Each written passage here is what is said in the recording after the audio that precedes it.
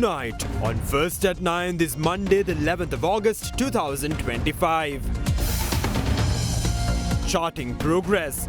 President calls for increased allocation in the 2026 budget to address land issues and strengthen the food sector. Over 2 billion rupees earmarked for the development of the Mathura district, reveals Minister of Industry. Broken promises. Unemployed graduates protest demanding jobs promised by the government during election campaigns. Opposition leader urges the government to fulfill its manifesto pledges. Redistribution. Land distribution under the new government to begin this week. Deputy Minister says the Urume program will continue pending approval from the Attorney General. Failed escape. Special investigation launched into a death at the Mullatif army camp. Tamil parties call for hartal across the north on August 15. From Derana, this is Derana First at 9. Live from Studio 24 in Colombo. Good evening and welcome to Derana First at 9. I'm Aditya Singh joining you live with the latest in Sri Lanka and around the world. Brought to you by the only Sri Lankan media network to rise to the pinnacle across all media platforms, recognized as the best by every survey and beloved by the people. Now, your top story tonight, President Anurukumara Dissanayake chaired a key review meeting on the implementation of 2025 budgetary provisions allocated for the Agriculture Ministry and held discussions on the 2026 pre-budget proposals.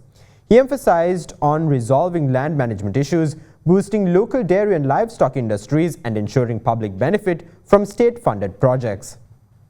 President Anurukumara Dissanayake today chaired a high-level meeting to review the progress of projects implemented under the 2025 budget allocations for the Ministry of Agriculture, Livestock, Lands and Irrigation. The discussion also focused on pre-budget proposals for 2026. Sector-wise consultations were held with relevant officials, during which the President directed the immediate resolution of long-standing issues related to government-owned lands. He emphasized the need to establish a comprehensive land database to ensure transparency and efficiency. Highlighting the country's current economic challenges, President Dissanayake stressed the importance of prioritizing key sectors in the upcoming budget that can drive national recovery. In particular, he called for greater focus on strengthening local dairy production and animal husbandry, identifying them as vital industries for sustainable development. The President further underscored the importance of ensuring that the outcomes of government-funded projects directly benefit the public. He instructed officials to strengthen mechanisms to evaluate project impact and enhance accountability. Meanwhile, Minister of Industry and Entrepreneurship Development Sunil Handunethi disclosed that a sum of 2.047 billion rupees has been allocated for the implementation of 1,034 development projects across the Mathura district, with completion targeted by the end of September. Speaking to media, Handunethi outlines plans to integrate funding from provincial councils with initiatives driven by the central government aiming for a more cohesive and impactful development strategy. A sum of 2,047 million rupees has been allocated for the implementation of 1,034 development projects across the Mathura district. Our discussions focus on strategies to ensure these resources are utilized both effectively and efficiently, aligning with the broader goals of national development. We have set a clear target to complete these projects by the end of September. A significant number of such projects are already being implemented. We intend to merge the financial provisions of the provincial councils with projects spearheaded by the central government. For example, initiatives like Clean Sri Lanka and Praja Shakti, currently active in rural regions, will continue to be supported through sustained funding by the respective provincial ministries.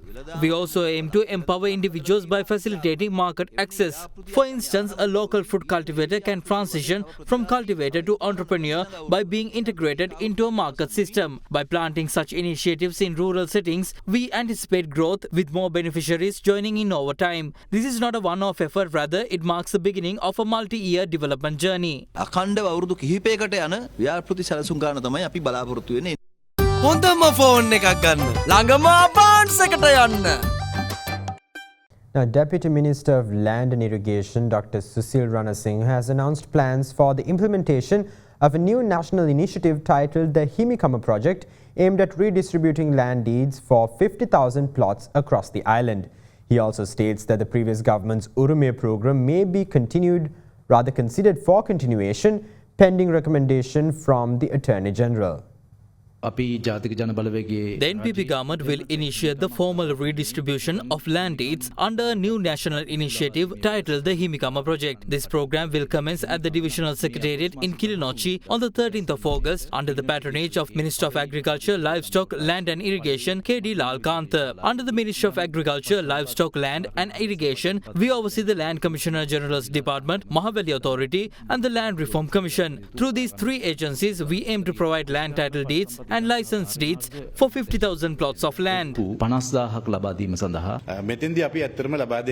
this program, we will issue freehold deeds allowing people to use land for their personal and economic needs. Currently, over 100,000 individuals have built permanent houses on government-owned lands. This year, the Land Reform Commission will issue deeds for 5,000 plots of land to those living on such lands without legal ownership. Looking ahead at 2026, we plan to implement a more comprehensive and streamlined process to accelerate and redistribution. Under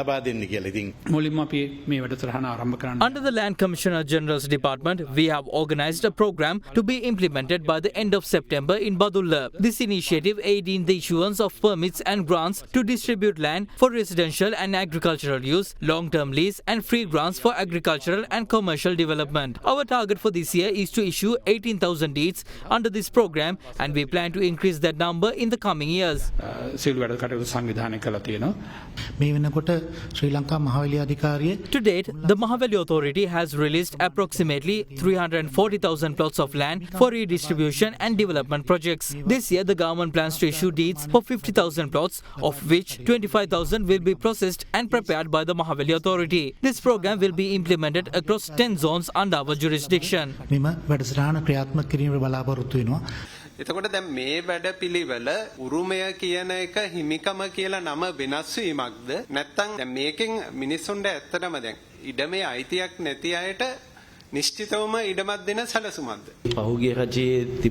Under the previous program, freehold deeds were issued only to individuals who already possessed some form of certificate or documentation. Our primary objective now is to provide legal ownership to people who have been living on and cultivating these lands without any proof of ownership. If we receive the necessary legal recommendation from the Attorney General's Department to continue the previous Urume program, we are prepared to proceed with that initiative as well. Now, amidst rising concerns over graduate unemployment in Sri Lanka, a collective of unemployed graduates staged a protest in Battaramulla today. The demonstration sought to pressure the government into fulfilling its pre-election promise of accelerating job placements for degree holders. Meanwhile, shedding light on the matter, leader of the opposition Sajith Premadasa voiced criticism over the government's apparent reluctance to implement the pledges outlined in its election manifesto, questioning whether this hesitancy stems from a fear of contradicting IMF expectations.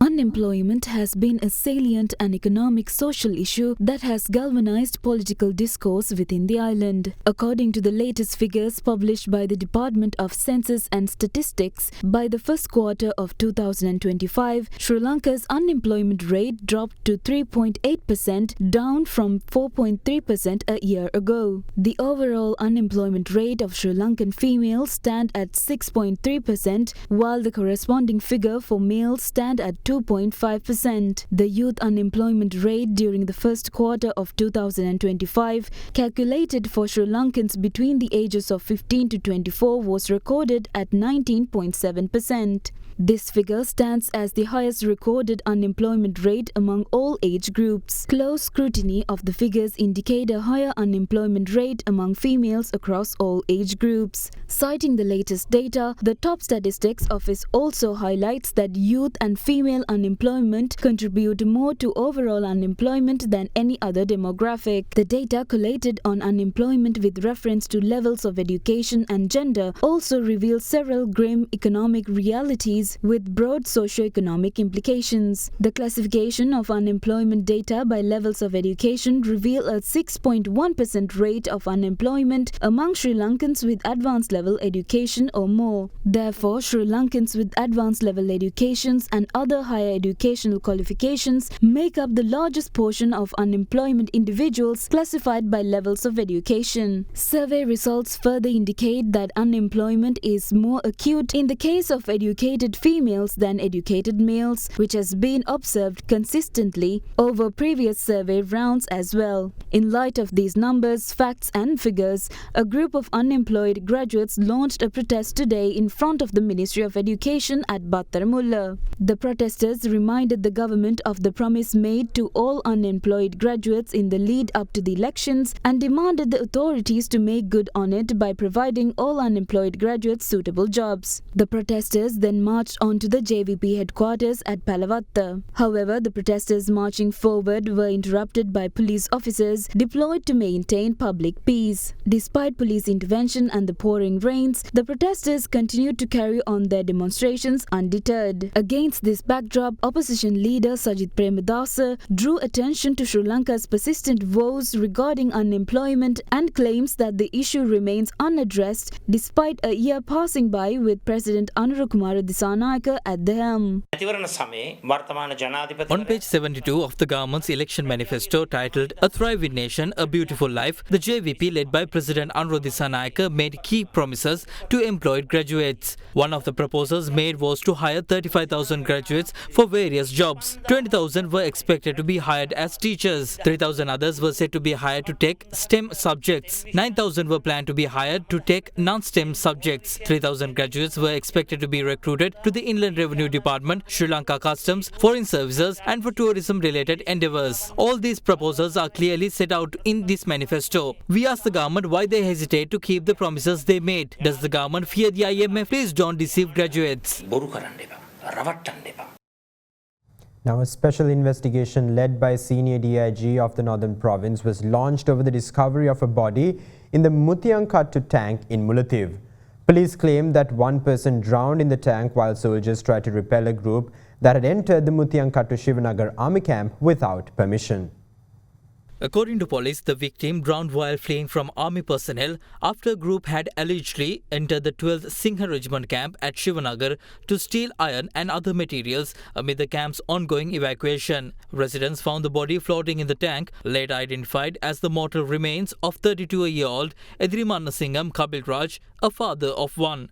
Following the incident, 3 soldiers have been arrested, one for allegedly attacking the intruders and 2 others for reportedly aiding the group in the theft. All 3 have been remanded until August 19th. The post-mortem was held at Jaffna Hospital, where an open verdict was issued. Amid rising tensions, former MP M.A. Sumandiran announced a hartal across the north and east on August 15th in protest of Kabilraj's death. The Ceylon Workers' Congress has also declared its support. Security in the area has since been tightened and a special investigation has been ordered by the senior DIG of the Northern Province. Kabilraj's funeral was held today in Jivanagar, Muthiyankattu. Now, in other law and order related updates, 4 suspects were arrested over a recent shooting in Borella. One suspect was ordered by court to be held in remand custody until the 25th of August, while the other 3 suspects are being detained for further questioning until tomorrow. The fatal Borella shooting has so far claimed 2 lives, while 3 remain under the care of the Colombo National Hospital's medical staff.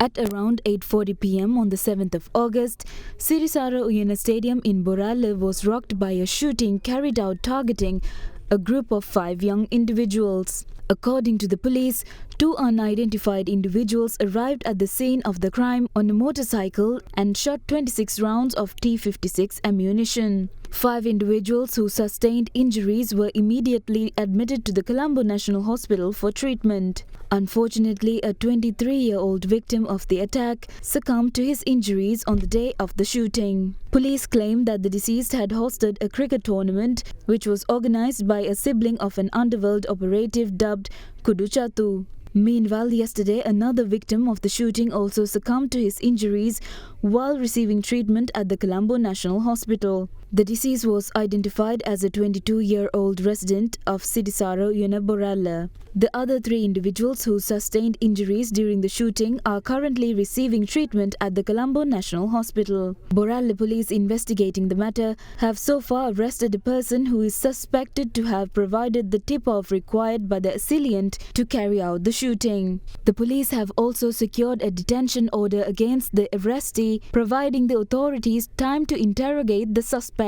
3 other suspects who are suspected to have aided and abetted the shooting were arrested last night by the Colombo South Division Criminal Investigation Bureau. The suspects were identified as residents of Boralla and Hokandara, aged between 29 and 38. Police were tipped off that the 3 suspects were close associates of the motorcyclist who drove the assailant to the scene of the crime. The authorities further revealed that the 3 suspects arrested were given crystal methamphetamine worth 8,000 rupees in exchange for aiding the shooting. According to the latest investigation-related updates, the police claim that the motorcyclist in question, who is allegedly an associate of Kududuminda, has deactivated his mobile phone and gone into hiding. The arrestees nabbed during the course of investigations were produced before the Hoofddorp Magistrates Court today. Accordingly, the first suspect was ordered to be held in remand custody until the 25th of this month, while permission was granted to detain and question the 3 other suspects until tomorrow.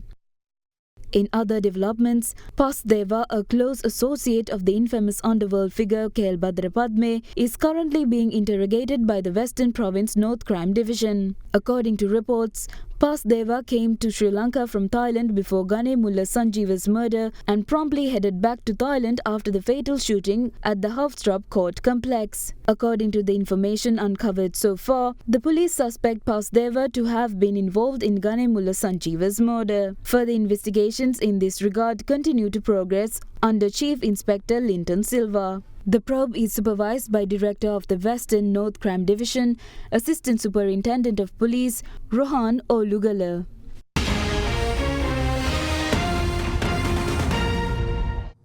Welcome back. Now, despite repeated promises by successive governments to resolve the human-elephant conflict, no effective solution has been implemented as of yet. Amid this ongoing inaction, a man lost his life tragically last night in a wild elephant attack.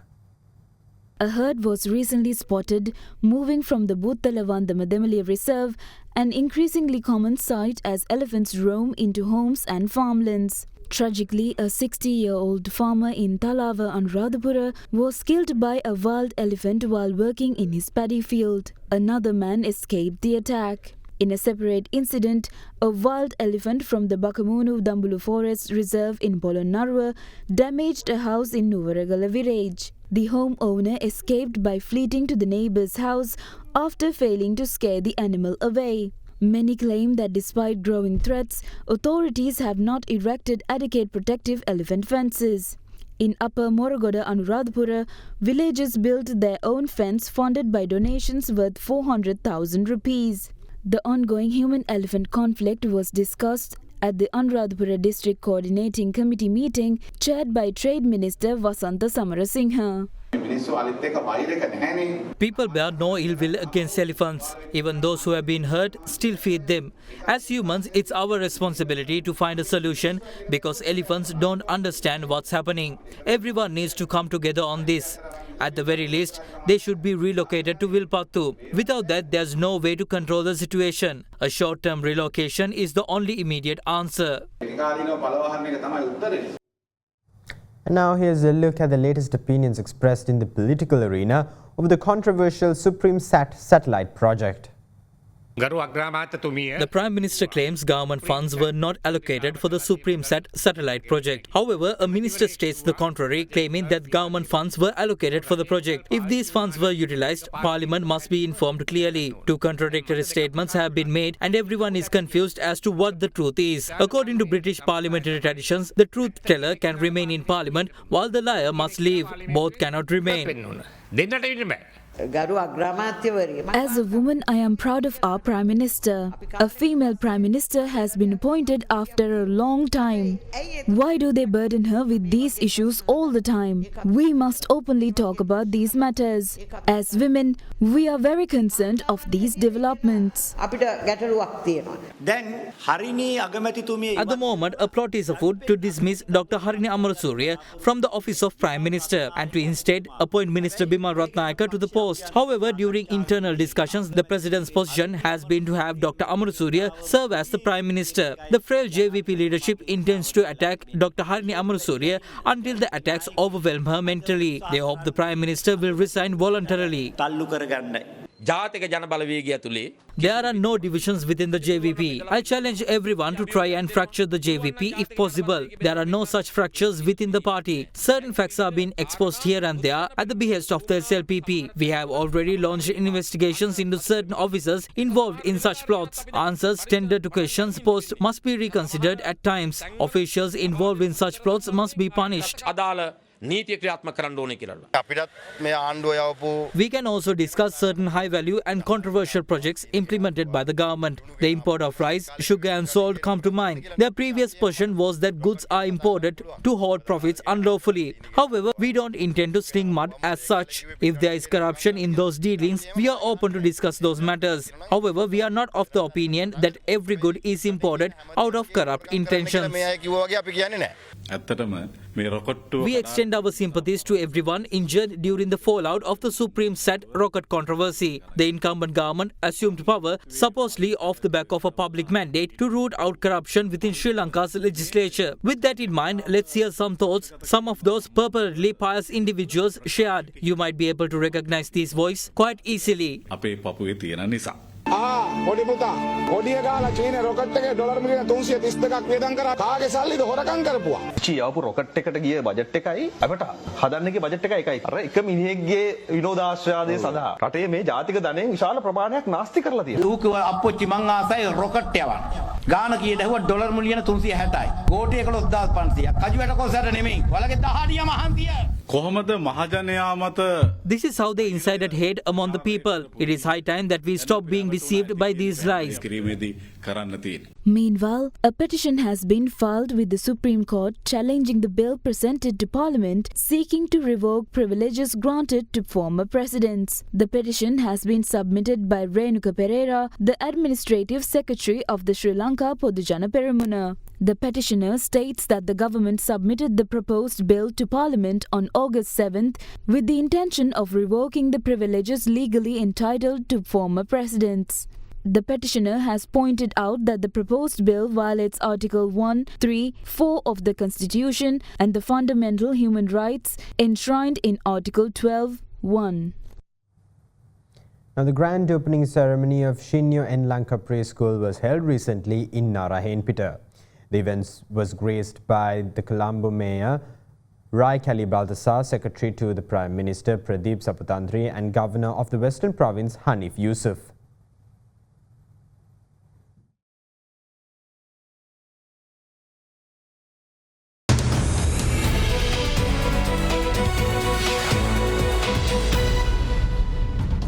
Welcome back. Now in your business news, Ishara Nanayakkara has emerged as Sri Lanka's wealthiest person in 2025 with an estimated net worth of a whopping $1.6 billion.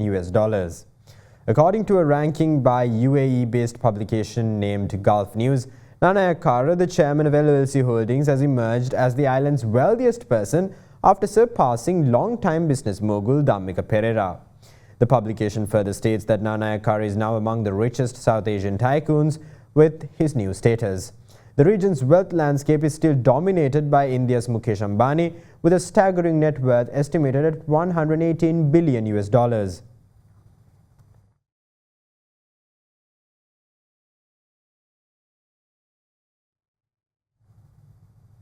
Now, the Colombo Stock Exchange began the week on a mixed note today as a result of price gains in counters such as CT Holdings, Cargill's and Ceylon Holdings. The benchmark all-share price index climbed 0.49% to settle at 19,923.02 points. The more liquid S&P Sri Lanka 20 declined by 0.01% to end at 5,600 rather 5,824.91 points. Market turnover crossed 3.1 billion rupees. Foreign participation in market activity remained at subdued levels, with foreigners closing as net sellers, offloading shares worth 160 million rupees.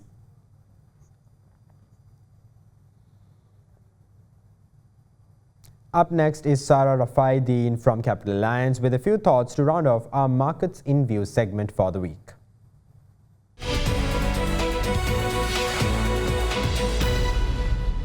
The domestic stock market showed mixed signals throughout the previous week. The S&P SR20 dropped by 0.55% from 5,858 to 5,825, while the ASPI rose by 0.2% from 19,786 to 19,827. In addition to the index performance, market turnover decreased by 28.06% to 3.264 billion rupees. The market outlook for this week is expected to be influenced by the release of company earnings reports. Furthermore, government raised 82 billion rupees last week through treasury bill auctions, where yields for 3 months bills fell by 1 basis point, while the 6 and 12 months bill remained unchanged.